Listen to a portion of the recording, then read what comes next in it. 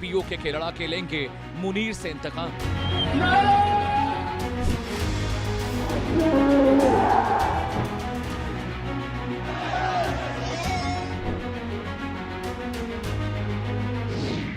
PoK का विद्रोह, पाक के खिलाफ उपद्रव।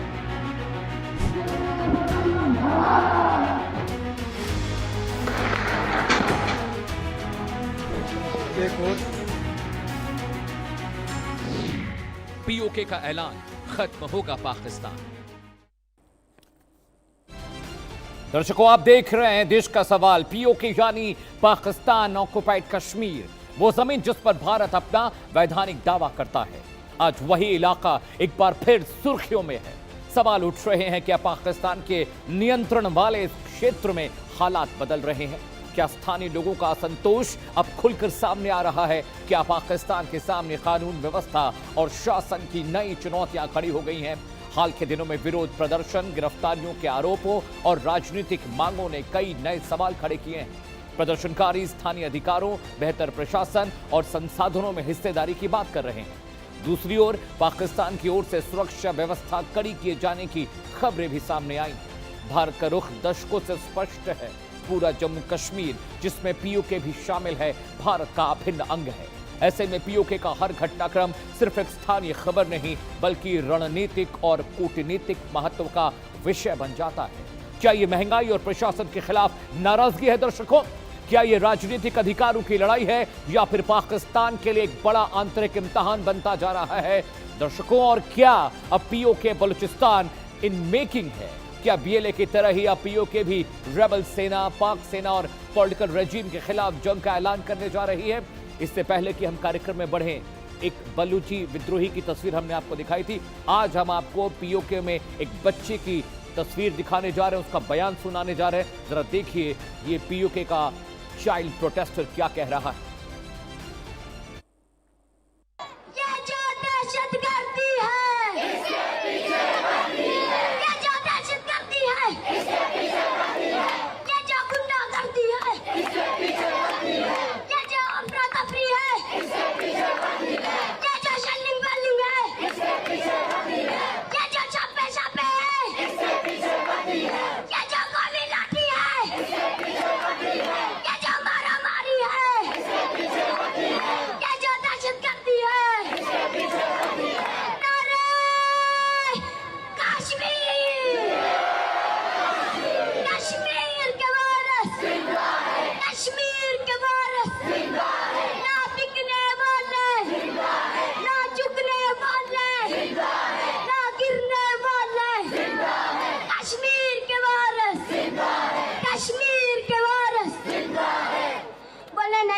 नहीं चलेगी। एफसीपीसी की सरकार,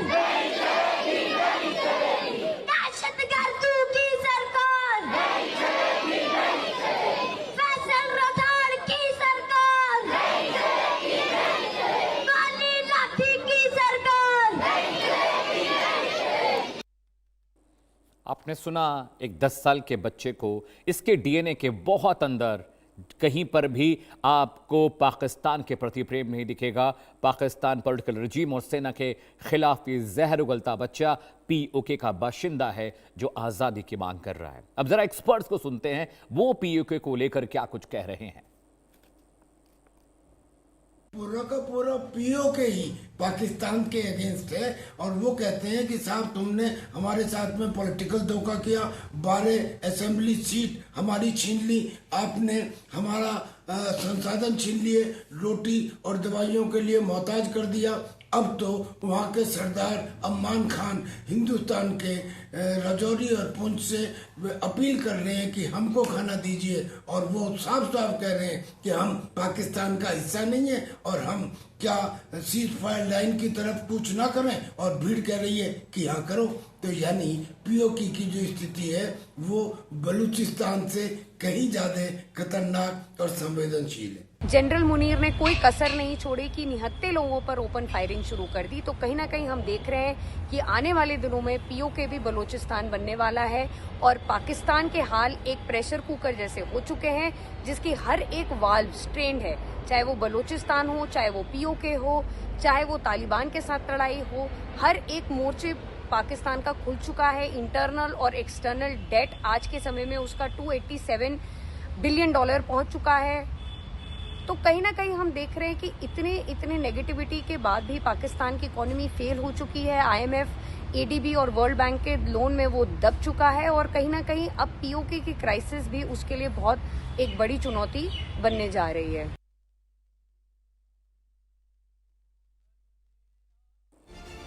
दर्शकों, आपने एक्सपर्ट्स का जवाब सुन लिया, अब देश का सवाल भी सुन लीजिए जिस पर हम चर्चा करेंगे। सवाल नंबर 1 आपकी स्क्रीन पर, क्या पीओके भी बलूचिस्तान बनने की राह पर अब अग्रसर है, उस जानिब बढ़ रहा है?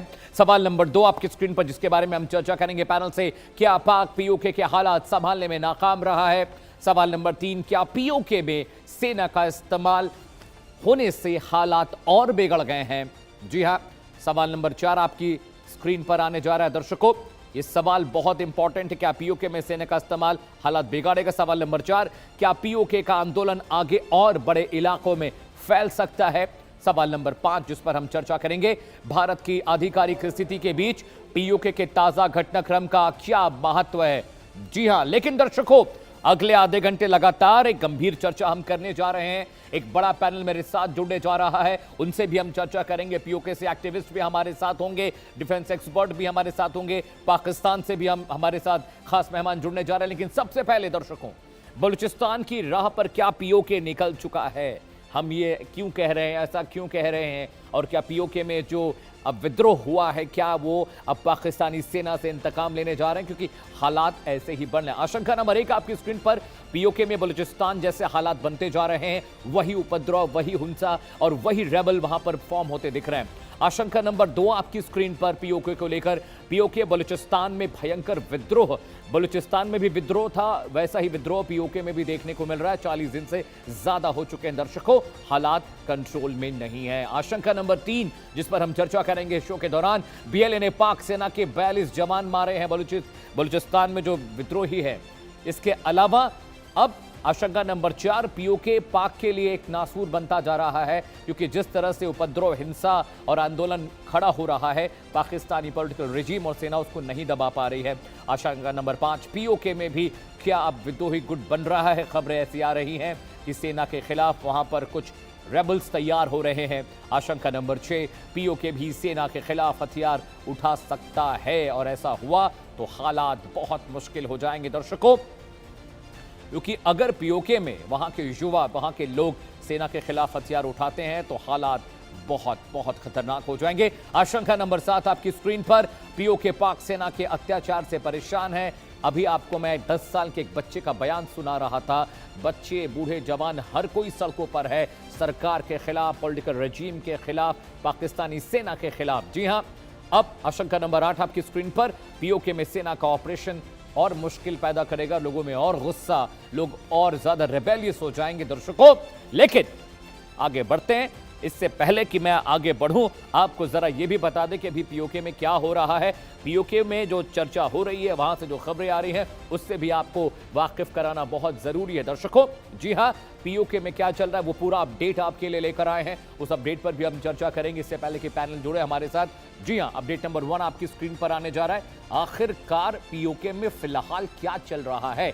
अपडेट नंबर 1, ज्वाइंट अवामी एक्शन कमेटी के नेतृत्व में बड़े पैमाने पर वहां पर प्रदर्शन हो रहे हैं, वो तस्वीरें भी मुसलसल लगातार हम आपको दिखा रहे हैं। अपडेट नंबर 2 आपकी स्क्रीन पर है, संगठन ने पाक सरकार को 38 मांगों पर अल्टीमेटम दिया है। ये ज्वाइंट अवामी एक्शन कमेटी के साथ जो लोग हैं, मैं उनकी बात कर रहा हूं। अपडेट नंबर 3, विधानसभा की 12 आरक्षित सीटों को खत्म करने की मांग भी ज्वाइंट अवामी एक्शन कमेटी कर रही है, मुश्किल यही है। अपडेट नंबर 4, स्थानीय लोगों को ज्यादा राजनीतिक अधिकार मिले, वो इस चीज की मांग कर रहे हैं। Update number 5 is on your screen, संसाधनों पर, रिसोर्सेज पर स्थानीय नियंत्रण मांगने का संघर्ष भी वहां पर चल रहा है। लोकलाइट्स उस पर अपना कंट्रोल चाहते हैं। अपडेट नंबर 6, जनता प्रशासनिक सुधारों की मांग कर रही है दर्शकों।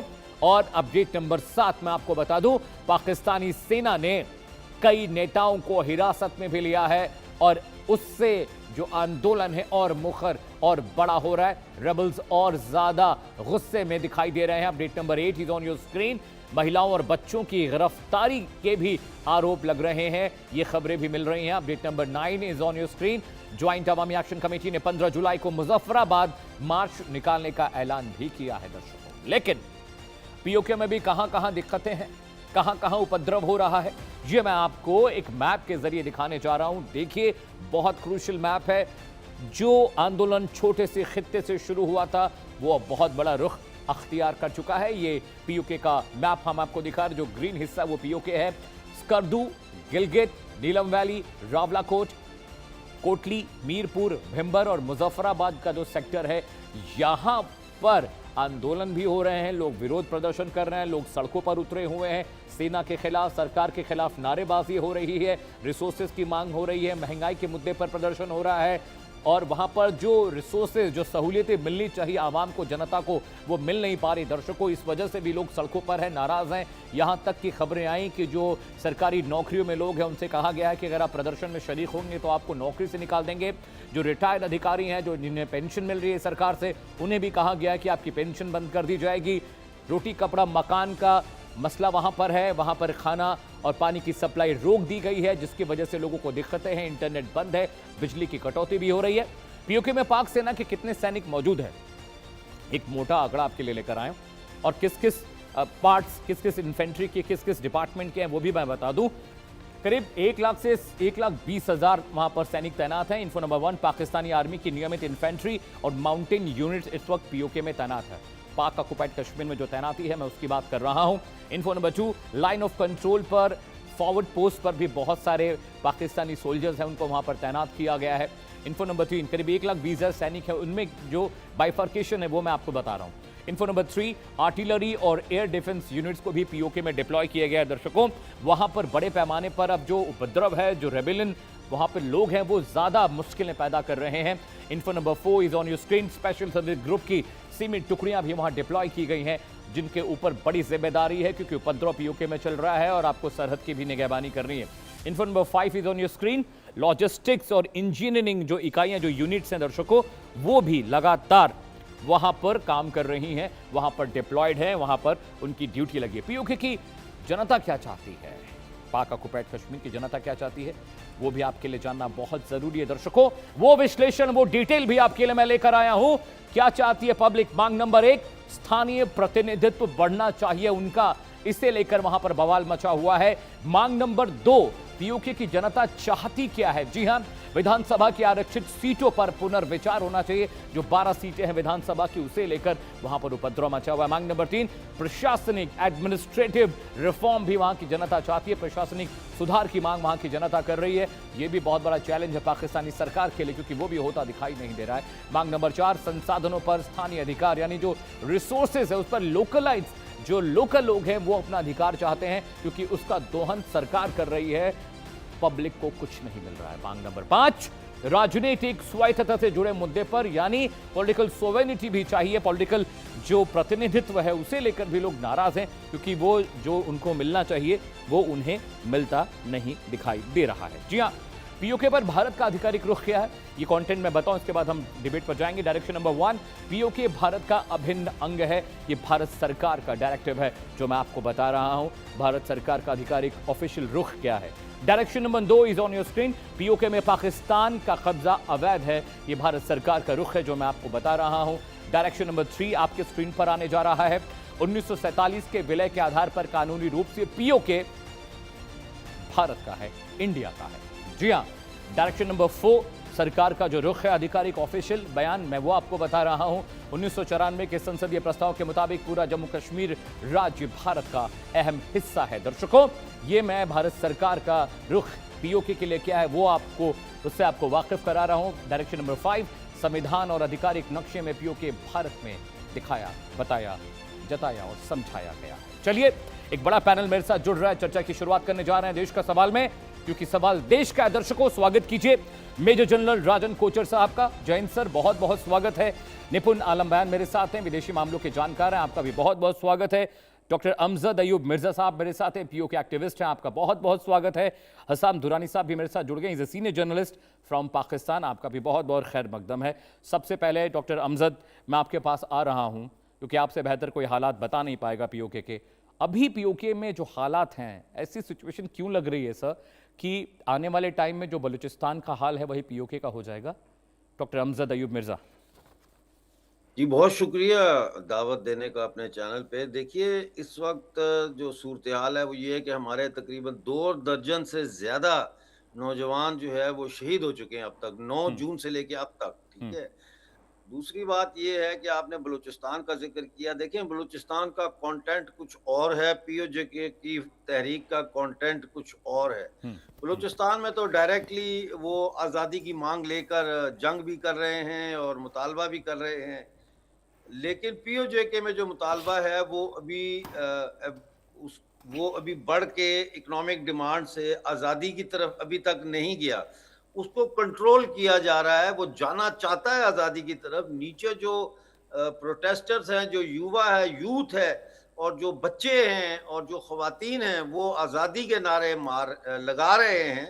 लेकिन ऊपर जो जॉइंट अवामी एक्शन कमेटी की जो लीडरशिप है, वो अभी भी ये कोशिश कर रही है कि ये तहरीक आज़ादी की तरफ ना जाए, क्योंकि वो खुद भी जो है वो ट्रेडर्स हैं, ट्रांसपोर्टर्स हैं, और इस किस्म के जो लोग हैं वो और मजहबी इन्फ्लुएंस, रिलीजियस रेडिकल इन्फ्लुएंस के से मुतासर लोग हैं। तो वो चाहते हैं कि इसको पाकिस्तान से अलग ना किया जाए। लेकिन नीचे जो है वो एक सैलाब है, जो लोग कहते हैं कि हमने अलहदा होना है। तो कंटेंट चूंकि दोनों का अलग है, इसलिए उसकी फॉर्म भी अलग है। वहाँ हमें तहरीक आज़ादी नज़र आती है बलूचिस्तान में, लेकिन यहाँ अभी तक वो तहरीक आज़ादी की शक्ल जो है वो मैच्योर नहीं हो सकी। जी ओके डॉक्टर अमजद, मैं हसाम दुरानी साहब के पास जा रहा हूँ, पाकिस्तान से सीनियर जर्नलिस्ट हैं। हसाम साहब, हालात ख़राब हैं और लगातार हम पीओके पर चर्चा करते हैं, भारत का कॉन्टेक्स्ट भी पीओके में है, लेकिन पिछले एक महीने में मेरी मुख्तलिफ लोगों से बात हुई पाकिस्तान में, वो यही कहते थे कि अमित ये इतना बड़ा मसला नहीं है, सरकार और वहाँ पर जो पुलिस है, जो सेना के लोग हैं, उसको कंट्रोल कर लेंगे, इतना बड़ा इशू नहीं है। लेकिन अब देखिए दुरानी साहब, ये जो साइज़ ऑफ प्रोटेस्ट है वो लगातार बढ़ता जा रहा है और ये मुश्किलें लगातार बढ़ती जा रही हैं। लोग सड़कों पर उतर आए हैं, बच्चे, बुजुर्ग, हर कोई इस आंदोलन का हिस्सा बन गया है, इसमें शरीक हो रहा है। अगर वाकई ये मामला इतना छोटा था तो अब तक कंट्रोल हो जाना चाहिए था। अमित सिंह, सबसे पहले तो आपका शुक्रिया प्रोग्राम में शामिल करने के लिए। लास्ट टाइम के लिए मैं माजरत करता हूं, मैं आपको अमित शाह कहता रहा हूं। असल में मुझे पता है आपका नाम अमित सिंह है, लेकिन वो मैं उससे पहले एक स्टोरी कर रहा था जिसमें अमित शाह साहब का बार बार नाम आ रहा था, तो इसलिए मैं आपको अमित शाह कहता रहा हूँ। बाद में मैंने आपके प्रोडक्शन टीम को भी कहा, मैंने माजरत की उनसे कि यार काइंडली अच्छा। दूसरी बात, अभी ये जो बात हो रही है इसके अंदर भाई मेरे, जो अभी अयूब मिर्जा ने जो बात कही है, ये बिल्कुल इसमें कोई दूसरी राय नहीं है, ये इकोनॉमिक इश्यूज इस वक्त चल रहे हैं, ठीक है। और जब तक अगर हम देखते हैं तो हमने, बल्कि आपको भी शायद याद होगा, आप ही के प्रोग्राम के अंदर मैंने ये बात की थी कि जो आजाद कश्मीर है इसकी टोटल इकोनॉमी जो है वो ज्यादा से ज्यादा 70 अरब रुपए की है, 70 अरब रुपीस की है, राइट। लेकिन उनका जो बजट है वो 310 अरब रुपए से ज्यादा का है। तो उस हिसाब से अगर हम देखते हैं तो 240 अरब रुपया वो उनको कहां से मिल रहा है? 240 अरब रुपया उनको पाकिस्तान गवर्नमेंट जो है वो फैसिलिटेट करती है।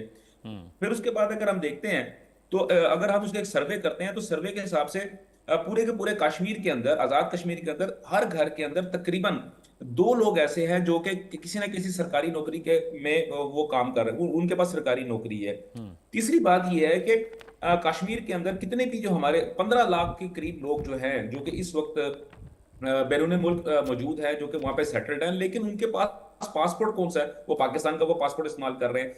यहाँ पे बात ये हो रही है कि आजादी की जो है वो पाकिस्तान से आजाद होना चाहते हैं, तो ठीक है भाई, आप हो जाएं आजाद, लेकिन मुझे आप इतना छोटी सी बात बता दें कि इतने 70 साल हो गए, 77 साल हो गए, 78 साल हो गए, मैं कहता हूं 100 साल हो गए, 100 साल के अंदर भी अगर आपके वहां पे रेवेन्यू जनरेशन अगर 70 अरब रुपया ही हो पा रही है और 240 अरब रुपया आपको स्टेट ऑफ पाकिस्तान की जानब से आपको मिल रहा है, आपको सपोर्ट मिल रही है, तो हाउ इज इट पॉसिबल कि आपके वो जो 15 लाख जो लोग बाहर मौजूद बैठे हैं, इस वक्त बैठे हुए हैं, जो इस वक्त आजादी का नारा लगा रहे हैं, जो बार बार एक ही नारा लगा रहे हैं कि जी हम आजादी लेके रहेंगे, तो भाई आप वापस क्यों नहीं आए अभी तक? आपको वापस आना चाहिए था। वापस आके यहाँ पे अपना इंडिपेंडेंस आप जो है ना यहाँ पे उसको क्लेम करें। नहीं नहीं, पहली ये बात। बिल्कुल गलत बयानी कर रहे हैं दूसरी हसाम बात, भाई। अयूब भाई आपकी गुफ्तगू के दरमियान मैं बिल्कुल नहीं बोला था। मुझे नहीं, काइंडली मुझे मैं मुकम्मल वैसे कर टोका देखिए। है मुझे आपको कि हाँ, अमित सिंह सर अमजद साहब, मैं कभी किसी और की बात में दरमियान में मैं दखल चले नहीं देता। बात करें, आप खत्म करें काइंडली बात, मेरे पास लेट मी फिगर्स हैं कंप्लीट। यार, आप ठीक है, मैं आ रहा गलत बता रहे अच्छा, हैं। डॉक्टर अमजद, दूसरी बात, allow him to finish,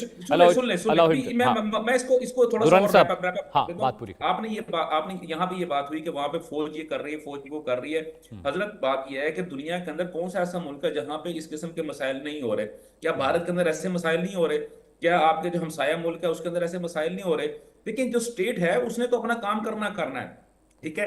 जो जो रेबल्स होंगे उन्होंने हमेशा ऐसे ही करना होता है। अगर मैं ये इसी बात को आगे लेके चलूं, आपने कंपैरिजन किया 1,20,000 फौज पाकिस्तान की जो है इस वक्त आजाद कश्मीर के अंदर मौजूद है, मैं आ तो रहा हूं डॉक्टर अमजद, मैं आ रहा हूं। आपकी भी तो तकरीबन ऐसे ही है ना, 1,20,000 के करीब फौज मौजूद है ना। अगर ओवरऑल भी करें तो 1.5 लाख हो जाएगी। लेकिन इंडिया के अंदर जो है यानी कि इंडियन ऑक्युपाइड कश्मीर है, उसके अंदर तकरीबन 8 लाख से ज्यादा की फौज मौजूद है। तो देखिए इस तरह ये कंपैरिजन नहीं होता। करना ये पड़ेगा, हमें ये देखना पड़ेगा कि अगर इंडिया वहां पे कहता है, क्लेम करता है कि ये मेरा हिस्सा है, पाकिस्तान क्लेम करता है ये मेरा हिस्सा है, तो वहां पे सिक्योरिटी प्रोवाइड करना इंडिया का काम है या सिक्योरिटी प्रोवाइड करना पाकिस्तान का काम है?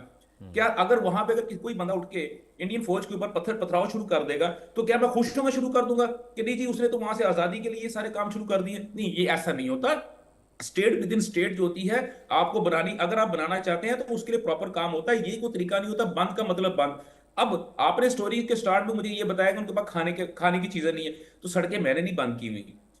मैं अमित सिंह, मैं बिल्कुल सिवियरली मैं आपको बता रहा हूं, बिल्कुल सड़कें हमने बंद नहीं की, सड़कें उन लोगों ने खुद बंद की हैं। पहली बात। दूसरी बात, उन्होंने ये कहा था कि हम सारी ट्रांसपोर्टेशन रोक देंगे। तो भाई अगर रुक गई है ट्रांसपोर्टेशन तो आपको पहले चाहिए था अपना ये कि आप पहले खुराक का इंतजाम करते। हाँ, दूसरी बात ये थी कि जब ये इन्होंने प्रोटेस्ट अपना शुरू किया था, खासतौर के ऊपर इन्होंने अपने 38 जो बयान पॉइंट्स दिए थे, 38 के 38 पॉइंट्स आपने भी पढ़ लिए। अब तो आपको और मुझे तो मेरे ख्याल में अभी जबानी याद हो चुके हैं। उनके अंदर मुझे बताएं कौन सी ऐसी चीज थी जो उनकी पूरी नहीं हुई। उसके बाद अगर वो ये कह रहे हैं कि नहीं जी आप अपना खुराक का इंतजाम कर ले, उसके बाद हम दुरानी साहब एक रिएक्शन में लेता हूं डॉक्टर अमजद से, फिर मैं जाऊंगा जनरल साहब के पास। डॉक्टर अमजद एक छोटा रिएक्शन, फिर मैं जाऊंगा जनरल साहब के पास। हाँ, छोटा रिएक्शन नहीं है, छोटा रिएक्शन नहीं है। इतना लंबा झूठ बोला है उन्होंने, मैं इनके झूठ का जवाब देता हूं, उसके बाद बेशक आप मुझे टाइम ना दीजिए। ठीक है जी, जवाब दीजिए। सबसे पहली बात इन्होंने कहा कि वहां पे टैक्स कलेक्ट होता है 70 अरब रुपए। ये सिर्फ टैक्स है, रेवेन्यू नहीं है। हमारी आबादी 45 लाख है और हमारा 119 अरब रुपए का सिर्फ इंटरनल रेवेन्यू इकट्ठा होता है। समझ आई? हम अपनी मईशत खुद चला रहे हैं, पाकिस्तान से एक पैसा हम नहीं लेते। मैं आपको बताता हूँ, ये जिस पाकिस्तानी पैसे का जिक्र कर रहे हैं वो क्या है। वो ये है पाकिस्तान का कि FBR जो है, फेडरल बोर्ड ऑफ रेवेन्यू जो है, वो एक second, federal board of revenue जो है वो POJ के से हमारा तय पाया था कि 3.4% हमें मिलेगा। अब FBR जो है, फेडरल बोर्ड ऑफ रेवेन्यू 11,740 अरब रुपया वसूल करता है पूरे पाकिस्तान से, और हमें जो हमारा हिस्सा जो बनता है वो 427 बिलियन रुपीस है। लेकिन ये हमें सिर्फ 105 बिलियन रुपीस देते हैं और 332 अरब रुपए का ये डाका मारते हैं हमारे हिस्से के ऊपर। फिर बिजली को ले ले तो 2400 मेगावाट पैदा होती है, जो है वो POJ के से, जो ये सीधा नेशनल ग्रिड में ले जाते हैं। हमारा कोई ग्रिड नहीं है जिसपे इसको पहले दें और फिर हमारी जरूरत पूरी हो और फिर पाकिस्तान ले जाए। ये सब खुद ले जाते हैं। नंबर 2। नंबर 3, इन्होंने बात की है तो अब हम जो कुर्बानी दे रहे हैं, हमारी सिर्फ वाटर यूज चार्जेस जो है वो 1 अरब रुपया हमें दिया जाता है, जबकि ये टोटल जो है हमारा 130 बिलियन का बनता है वाटर चार्जेस सालाना। ये नहीं देते। हम पाल रहे हैं पाकिस्तान को, फिर $4 अरब का रेवेन्यू जो हम भेजते हैं। बाहर के मुल्कों से पाकिस्तान में जो सीधा इनके बैंक में जाता है। हम कह रहे हैं कि हमारा पीओजेके का शेड्यूल बैंक बनाओ ताकि हमारे लोग जो पैसे भेजते हैं वो हमारे पीओजेके के बैंक में आए। ये सारा कुछ बस खाऊ खाऊ खाऊ इनका है। मुझे ये कहते हैं मुतालबात पूरे किए, कौन सा मुतालबा पूरा किया साम भाई, कौन सा मुतालबा पूरा किया? सिर्फ नोटिफिकेशन पे दस्तखत किए हैं, इसीलिए तो बाहर निकले लोग कि तुम झूठ बोलते हो, पाकिस्तान वालों हमारा खाते हो, हमारा पीते हो और फिर हमारे साथ ही नमक हरामी करते हो। चले जी, अब आप, टाइम इज योर्स। ठीक है डॉक्टर अमजद, नहीं मैं आपके पास आऊंगा, मिर्जा साहब मैं आपके पास आऊंगा। जनरल साहब, अभी जो सिचुएशन है, देखिए Hasam Durrani is a very senior journalist from Pakistan और ये ग्राउंड रिपोर्ट्स करते हैं, ये इंडियन स्टोरीज भी करते हैं और पीओके जाते हैं, वहाँ से भी गेस्ट को बुलाते रहते हैं, इनके बारे में मुझे डिटेल पता है। लेकिन अभी पीओके में जो सिचुएशन है जनरल साहब, मैं देख रहा हूँ कि वो ठीक है, बलूचिस्तान की डिमांड अलग है, पीओके की डिमांड अलग है, लेकिन ऐसा इंटेल है कि वहाँ पर रेबल ग्रुप फॉर्म हो रहे हैं, सरकार के खिलाफ गुस्सा है, सेना के खिलाफ गुस्सा है, तो वो कहीं ना कहीं बदला लेने वाले फॉर्मेट में धीरे धीरे वो तब्दील हो रहा है। जनरल साहब इस कॉमिक जी, सबसे पहले डॉक्टर मिर्जा की जो बात रखी है डॉक्टर मिर्जा ने, उसके ऊपर तवज्जो भी देने की जरूरत है, बिकॉज वो एक फैक्चुअल डिटेल्स है जो डॉक्टर मिर्जा साहब ने सामने रखी है। तो आई थिंक पॉसिबली वो नाराजगी जो आज दिखाई दे रही है यहाँ पर जायज है। दूसरा, हम जब पीओजेके की बात करते हैं तो आई थिंक हम इसको एक जगह इस पर गलती कर रहे हैं। पीओजेके इज आपका गिलजित बल्तिस्तान और जो पाकिस्तान जिसको आजाद कश्मीर बोलता है, दोनों को मिला के, बिकॉज यहां पे ऐसे मुझे इंप्रेशन लग रहा है कि गिलजित बल्तिस्तान की बात नहीं हो रही, बिकॉज ये दोनों एरियाज डिस्प्यूटेड हैं और भारत इनको पीओजेके का हिस्सा मानता है। तो पहली चीज मैं क्लैरिफाई करना चाहता था, बिकॉज व्यूअर्स को भी पता होना चाहिए कि जब हम पीओजेके की बात करते हैं तो हम खाली जो पाकिस्तान बुलाता है ये आजाद कश्मीर, उसकी बात नहीं कर रहे, हम गिलजित बल्तिस्तान की भी बात कर रहे हैं। और ये एक बहुत बड़ा एरिया है पाकिस्तान के इंडिया बॉर्डर पे, तकरीबन 86,000 स्क्वायर किलोमीटर्स का जो ये एरिया है और तकरीबन 70 लाख से ज्यादा लोग यहाँ पे रहते हैं। तो ये एक पहलू है जो मैं एक्चुअली सामने लाना चाहता हूँ। अब आपके सवाल पे मैं आता हूँ।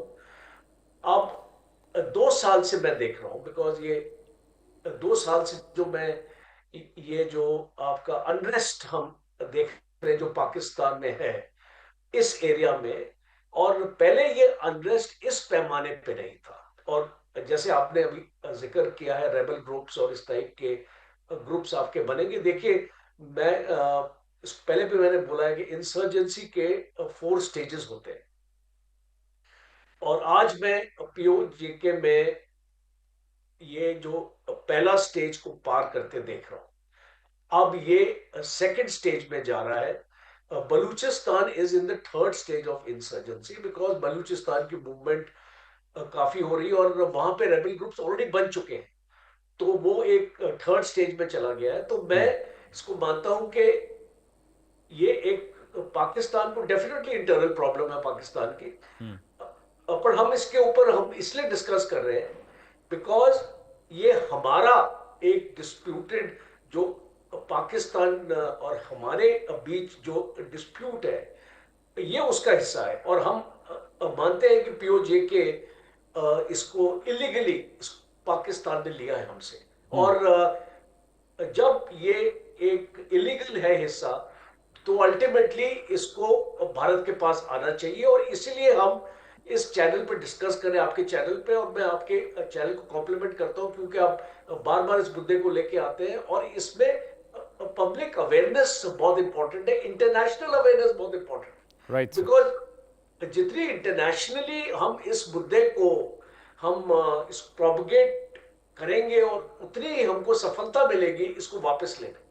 और जहां पे अभी जो आपकी इंटरनल सिचुएशन आपने बताया, पाकिस्तान आर्मी 1.2 लाख से दुरानी साहब भी बोल रहे थे, अब इसको जम्मू एंड कश्मीर का जो एरिया है वो जो इससे ज्यादा का एरिया, और पूरी भारतीय फौज वहां पे 2 से 2.5 लाख है। आप एक्चुअली 8 लाख बोल रहे थे, आई थिंक आपके फिगर्स आपको करेक्ट करने की जरूरत है।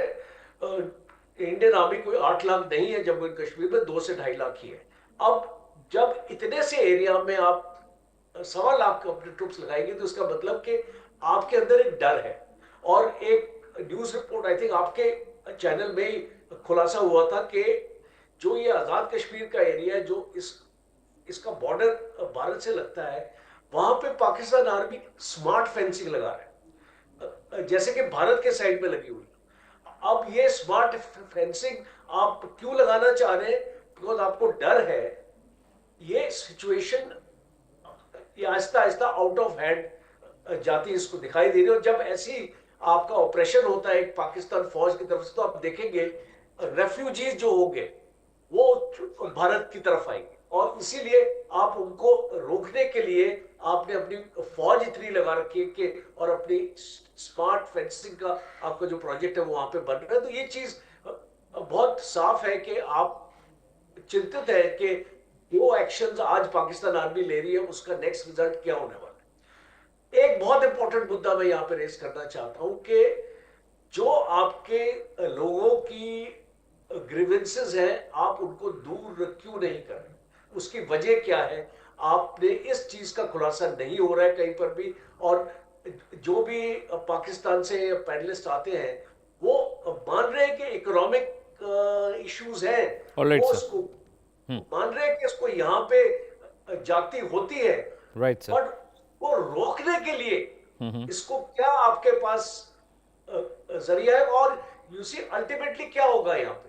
बिकॉज अल्टीमेटली क्या होगा कि लोग जो है आपके वो अपना हथियार लेंगे अपने हाथ में, जैसे बलूचिस्तान में हो रहा है। और बलूचिस्तान और पीओजे में फर्क है, एक बुनियादी फर्क है। बलूचिस्तान अफगानिस्तान के बॉर्डर पर है और पीओजे के इंडिया के बॉर्डर पे। तो इसीलिए ये बहुत इंपॉर्टेंट हो जाता है आपको, अगर आप चाहते हैं इसको रिजॉल्व करना। और अगर ये आप रिजॉल्व नहीं कर पाएंगे तो आप देखेंगे कि इसको यहां के लोग अपने आप इस मुद्दे को रिजॉल्व करेंगे। Alright sir, point taken. निपुण सर के साथ पास जा रहा हूं। निपुण सर, अभी जो सिचुएशन इंटरनेशनल डिप्लोमेटिक अगर रिलेशंस की बात करें तो भारत का आधिकारिक रुख हमने दर्शकों को बता दिया। इस समय भारत के लिए कितना ये चिंता का विषय है और किस तरह का डिप्लोमेटिक डेवलपमेंट भारत के लिहाज से आप देख रहे हैं? देखिए, पहले तो मैं सभी को नमस्कार कहूंगा, आपको भी और हमारे मेजर जनरल सर को, अहमद जी को, और अपने जो पाकिस्तान से भाई हैं उनको भी। देखिए अमित जी, क्या है कि एक तो हम बात करें पीओके की, जब हम बात करते हैं तो गुलाम कश्मीर, और अभी जैसे हमारे राजन जी ने बताया बिल्कुल सही, वो गिलगित बाल्टिस्तान, उसके हम पूरे की बात करें तो आजाद तो हमें पता नहीं, हम तो गुलाम ही जानते हैं। और गुलाम का दर्द जो है, अभी हमारे अहमद मेजर सर ने पूरा बताया कि क्या दर्द है। देखिए एक बड़ी बात क्या है, अगर हम बात करते हैं जो पाकिस्तान ने ऑक्युपाइड किया हुआ रीजन है, वहां पर डेवलपमेंट को लेकर अभी मैं दलील सुन रहा था हसन भाई की, उनकी दलील ये थी कि पाकिस्तान अच्छा खासा पैसा देता है जो उन्होंने कब्जा किया हुआ जमीन है उस पर डेवलपमेंट करने के लिए। हालांकि मिर्जा जी ने उसका पूरा का पूरा डाटा दिया, पूरा डाटा देकर बताया कि ऐसा नहीं है। पर मेरा एक प्रश्न मेरे मन में खोद रहा था जब मैं सुन रहा था, अगर मान लीजिए कोई हमारे देश का कोई हिस्सा बैक रह जाता है या कमी रह जाती है, तो क्या हम ये कहते हैं उस क्षेत्र के बारे में कि वहां पर तो कुछ हमें मिलता नहीं है, कुछ होता नहीं है, तो हम उसको क्यों डेवलप करें, हम उनके फोकस क्यों करें, हम तो पहले ही बहुत पैसा लगा रहे हैं। ऐसे तो भारत में बहुत सारे क्षेत्र हैं जहां पर हम पूरे भारत का अच्छा खासा बजट हम लोग लगाते हैं ताकि वो एरिया डेवलप हो। अगर कोई भी देश का कोई क्षेत्र पीछे रह जाता है तो उस देश की जिम्मेदारी बनती है उसको आगे लाके खड़ा करना, उसको आगे कंधे से कंधे मिला खड़ा करना। लेकिन अगर पाकिस्तान की ऐसी सोच नहीं है तो मैं ये कहूंगा कि पाकिस्तान वाकई में एक जो बांग्लादेश अलग हुआ था एक नस्लीय कॉन्सेप्ट के ऊपर कि बंगाल को हम एक्सप्लॉइट करेंगे, पूर्वी बंगाल को हम क्या एक्सप्लॉइट करेंगे और उसका यूज हम इस्लामाबाद के लिए करेंगे, वही सोच मानसिकता यहाँ पर लग रही है। अगर पंजाब का पैसा, सिंध का पैसा अगर थोड़ा पीओके में चला जाता है तो दिक्कत क्या है। तो मैं उस मानसिकता को समझने का प्रयास कर रहा था कि भाई पाकिस्तान की अगर ये सोच है तो बड़ी दिक्कत वाली सोच है। पर क्यों नहीं करना चाहता पाकिस्तान पीओके का डेवलपमेंट? उसका बड़ा रीजन क्या है? पाकिस्तान कहीं ना कहीं इस बात को मानता है कि जो हमने इलीगल ऑक्यूपेशन किया है वो कल को हमको लौटाना है। तो जितना डेवलपमेंट होगा तो वो कल को भारत का हो जाना है। तो हमें डेवलपमेंट करना क्या, जितना ज्यादा हो सके हम वहां से एक्सप्लॉइट कर लें, हम वहां से निकाल लें। ये मुझे ऐसा लगा कि आज मानसिकता जो हसन भाई की मुझे लगी। और हो सकता है कि वो बहुत काफी पुराने हैं और बहुत अच्छे से, बहुत संजीदा तरीके से डिबेट करते हैं। तो मैं समझ गया आज हसन भाई ने जो पाकिस्तान की मानसिकता बताई। अब हम इंटरनेशनल कम्युनिटी की बात करें कि भारत ने साफ कहा है कि हम नजर रखे हुए हैं, और हम तो बिल्कुल मानते हैं कि पीओके के लोग हमारे लोग हैं। आज नहीं तो कल वो हमारे साथ ही मिलने हैं, क्योंकि हमारा तो पूरा अगर हम लीगल डॉक्यूमेंट देखें राजा हरी सिंह से लेके और 94 का रेजोल्यूशन की हम बात करें तो हमारा तो पूरा स्टैंड है कि संपूर्ण कश्मीर, यानी कि जिसमें गिलगित बाल्टिस्तान, गुलाम कश्मीर और जो हमारे पास प्रेजेंट में है और साइकिंग समेत ये पूरा भारत का ही क्षेत्र है। भारत इसको पूरा अपना दावा ही नहीं बल्कि अपना मानता है। दावा कहना छोटी बात हो जाती है। इंटरनेशनल कम्युनिटी की बात करें, देखिए इंटरनेशनल कम्युनिटी की जब हम बात करते हैं अमित भाई, तो इंटरनेशनल कम्युनिटी में एक बड़ी बात यह है कि हर देश अपने राष्ट्रीय हित, नेशनल इंटरेस्ट को देखता है। होता क्या है, बड़ी बड़ी बातें सब करते हैं, ह्यूमनिटी की बात करेंगे, मानवता की बात करेंगे, मानव अधिकारों की बात करेंगे, लेकिन दिक्कत क्या है, इस तरह की जो नैतिक बातें हैं, इथिकल जो हम टॉक्स करते हैं, ये हमेशा नेशनल इंटरेस्ट के सामने दम तोड़ देती है, यानी कि वो कहीं ना कहीं अपना ऑल राइट वजूद। निपुण जी, तो ठीक ये है, बिल्कुल एकदम परफेक्ट बात है जी। पॉइंट है कि निपुण जी। हजाम साहब मेरे पास सिर्फ 3 मिनट बचे हैं, मैं उसमें आपसे भी बात करूंगा और मुझे एक रिएक्शन मिर्ज़ा भाई से भी लेना है। अभी जो सिचुएशन है वहाँ पर ये भी खबरें आ रही थी दुरानी साहब कि बच्चों और महिलाओं को भी वहाँ गिरफ्तार किया गया है, साथ ही साथ जो बुजुर्ग हैं उनके साथ भी बहुत सख्ती से पेश आया जा रहा है। जो आप राशन की बात कर रहे थे, वहाँ के ट्रक ड्राइवर्स का बयान है कि वहाँ पर पाकिस्तानी जो पुलिस है उन्होंने रोक दिया था राशन की सप्लाई करने के लिए, बहुत सारे इलाकों में पानी भी बंद कर दिया गया है, ये स्थानीय लोग वहाँ के कह रहे हैं। देखें अभी अमित जो आपने बातें की, देखें जब आप किसी के ऊपर ब्लेम कर रहे होंगे या किसी पर इल्जाम लगा रहे होंगे, इस तरह की तमाम तर चीजें जो हैं वो हम लोग उसको ब्रॉडकास्ट कर रहे होते हैं।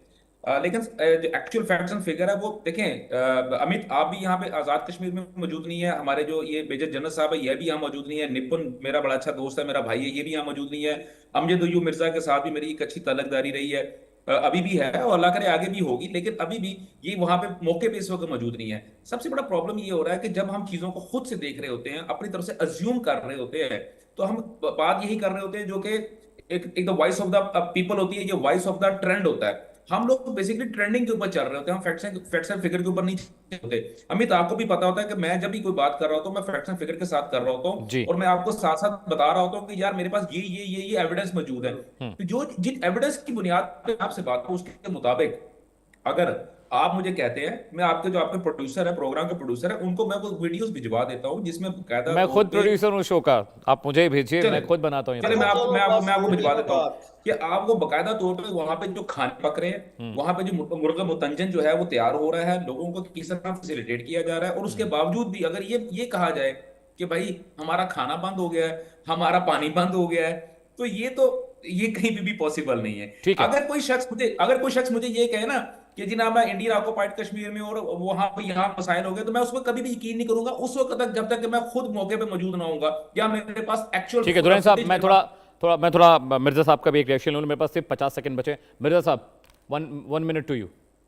डॉक्टर अमजद, क्या मतलब है, गलत बयानी के आगे मैं क्या बात कर सकता हूँ। सारे ट्रैफिक इन्होंने बंद की है, गाड़ियों की तलाशियां ले रहे हैं, ये जो गाड़ी राशन है उसको ये रोक रहे हैं। लोगों के अगर 2 दर्जन अंडे किसी की कार में या कोई फ्रूट है तो वो फ्रूट और वो उतार रहे हैं उससे, या कह रहे हैं वापस ले जाओ, या पैरिश कर रहे हैं उसको। मैं सिर्फ ये फैक्ट्स एंड फिगर्स की बात करते हैं।